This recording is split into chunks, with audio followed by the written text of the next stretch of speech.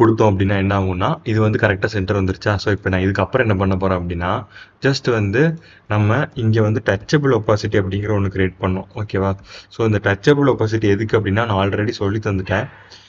நம்ம வந்து ஒரு விஷயத்தை அதாவது ஒரு விஷயத்த வந்து ஒரு பட்டன் மாதிரி கிரியேட் பண்ணோம் அப்படின்னா நம்ம இது பண்ணுவோம் அப்படின்னு. ஓகேவா.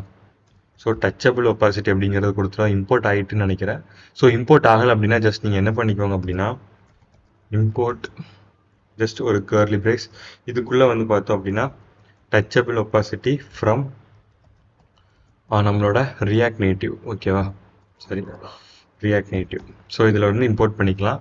ஸோ இப்போ பண்ணிட்டோம் அப்படின்னா ஸோ இதுக்குள்ளே கொடுக்கணும். சரி, இப்போ ஸோ இதுக்குள்ளே பார்த்தோம் அப்படின்னா இந்த விஷயத்தை கொடுக்கணும். கொடுத்துட்டோம் அப்படின்னா இப்போ பாருங்கள் கிளிக் பண்ணோம் அப்படின்னா கிளிக்கபிளாக இருக்கும். அண்ட் ஆல்சோ இதில் இன்னொரு விஷயம் செட் பண்ண வேண்டியிருக்கு. என்னென்னா டாப் வந்து பார்த்தோம் அப்படின்னா ஒரு